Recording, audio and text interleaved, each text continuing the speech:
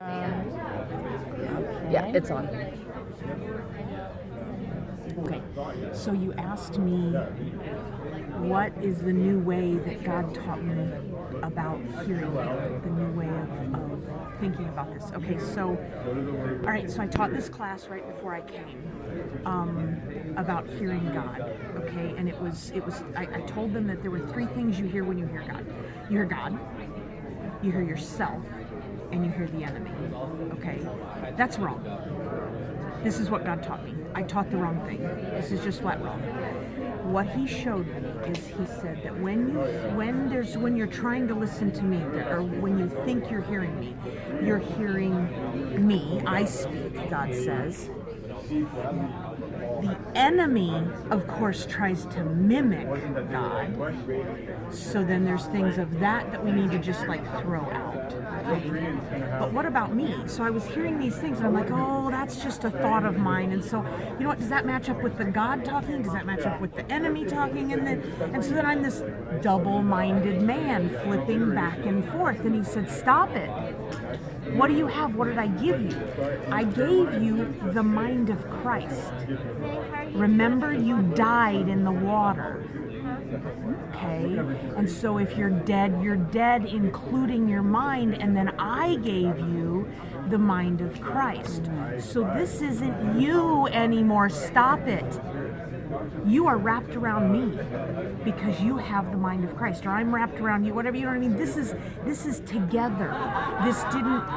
That is not the way I was thinking of it. I was thinking of it as like flopped back and forth, like, is this a God thing? Is this an enemy thing? And I was doing this flip-flop back. No. You got the mind of Christ. Whatever's flopping into your mind is the mind of Christ. You need to listen to that. If you have the mind of Christ, you need to listen to that, or you're ignoring me. Oh, but wait a minute. Things flip into my mind like I need to go to the grocery store. Are you telling me that the mind of Christ says you need to go to the grocery store? Yeah. Well, why would you say something like so bland as you need to go to the grocery store? It comes in first person. I need to go to the grocery store, not you. But when I hear you, I think that's God talking directly to me. That's the God, God saying this to me. You need to go to the grocery store. But I hear this thing that says I need to go to the grocery store. No, that's the mind of Christ. Well, why would God even care about that? Because he actually cares about you and what you care about, and he knows if you don't go to the grocery store, you're going to forget the sour cream, and you want the sour cream. Okay, so he actually cares about even like the less important things in your life. So yeah, he even says things like, I need to go to the grocery store. But when I started here's what happened. When I didn't have to think, who's saying this? Well, first of all, you have to recognize what is it? What are the kind of things the enemy says? He says things like, oh no, I couldn't be the one to go stand up on that stage. I can't do that. Are you kidding me? Wait a minute. I can't? Does that match the Bible? What feeling do you have when you say that? Fear, is that coming from God? Is that from the mind of Christ? No, that's straight out of the mouth of the enemy. I can't, and that fear, that's straight out of the mouth of the enemy. Take that thought, grab that one, find the incinerator, and throw it in the incinerator. Okay, you've got to eradicate. Actually, that's something he told me. You must eradicate these thoughts. You can't let any of them bump around, because maybe you thought it was you. Well, when you stop thinking it could be you, when you realize you're wrapped around me, I'm wrapped around you, whatever the right way maybe to say that is, and the rest of it just flat is the enemy, and that we're just throwing that stuff into the garbage, then you get these thoughts like, okay, I could go up on that stage and maybe give a testimony. And then what comes on top of that thought? Oh, no, you couldn't. You're gonna be shaking like a leaf. Wait a minute. Shaking like a leaf, fear. I feel, this is the way I feel inside when this kind of thing is said. And so what do I need to do? Okay, Lord, I can see that at least something here is not God. So I'm going to take the whole thing and throw it in the incinerator. All right, Lord, if that was you, if that was the mind of Christ, I need you to say it again. And then he does. You could go up on that stage and give a testimony. Oh, no, you couldn't. You're going to be shaking like a... And then what he ended up showing me is that there's actually two separate thoughts in that idea. There's the thought of you could go up there, and there's the thought of what could happen with that. And when he taught me that he'll say something and that the enemy is actually throwing something else on top of it, he taught me how to separate the two into two different things. And then he taught me, okay, take this one, throw that one into the incinerator, and then keep this one. What if I just have that first thought that you said to me, Lord, I could go up on that stage? Is there any fear in that, in those words? No. It's actually freeing. It was said like you could. You could. That's the mind of Christ, Lord.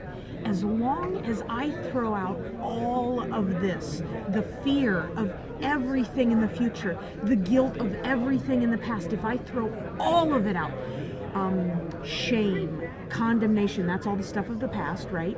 Shame, condemnation, guilt, that's all what happened back there.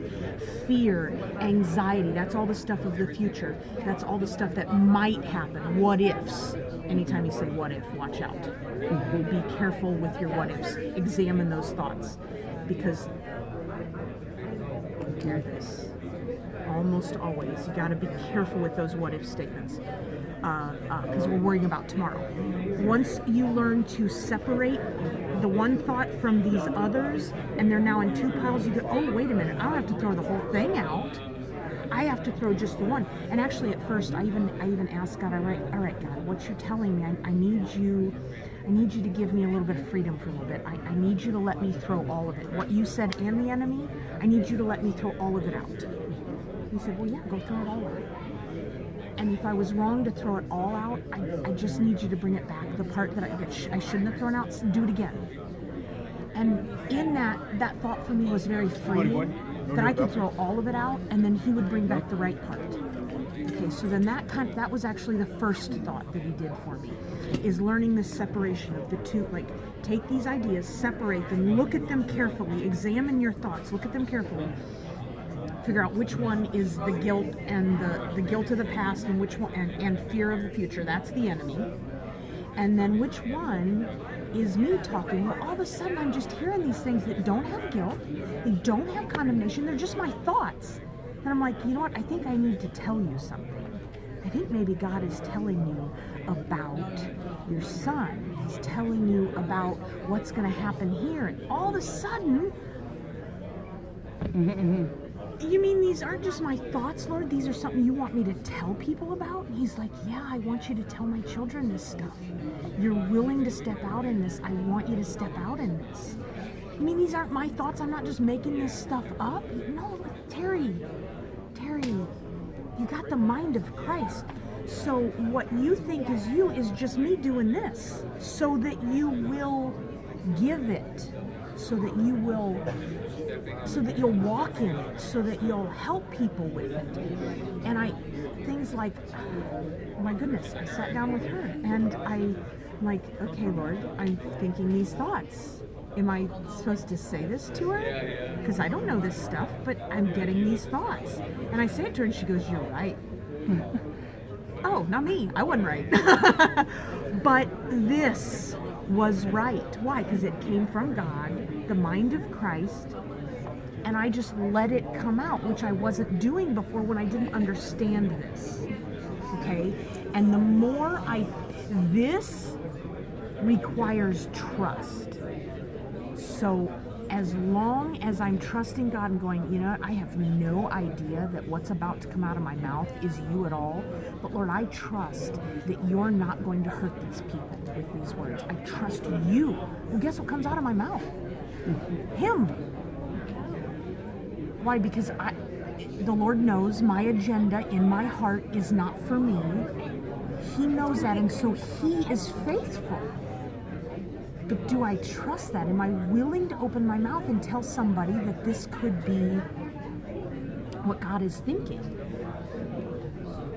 To me, that is like huge. It takes a lot of trust to tell anybody. And God did it for me. He ended up having me prophesy to people. He ended up having me stand up in the middle of prayer sessions and tell them what God just said, and it was chewing them out.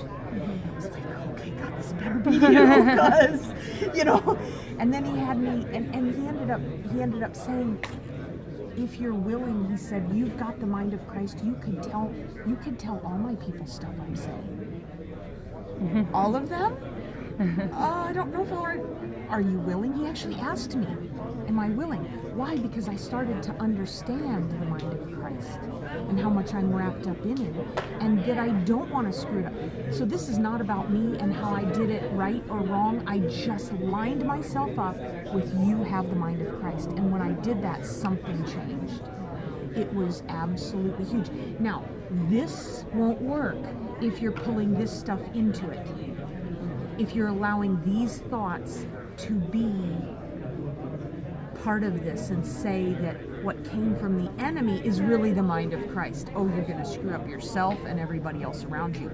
And so be careful to really eradicate every single bit of condemnation, guilt, shame, all of that. You say no to all of that. So if there's an idea in your head and it comes along with a feeling of reservation, oh no, not just, oh no, God, I don't want to be the one to do this, but more like that thought, you better be careful. You are in so much that judgment and harshness. When that comes along, okay, that's not of God. Because what does God do? He goes, this is wrong. You do not want to do this. This is not the direction you want to be living. It can be very hard, very strong, and it can say no, but it doesn't come along with the same condemnation. It comes along with more conviction, and conviction feels completely different than condemnation. Completely different. And so learning what this feels like and learning what this looks like and what these words are is huge. You eradicate these, and guess what? All that's left is God. Open your mouth, trust Him, walk in it. Thank you. Thank you. Thank you so much. Good job.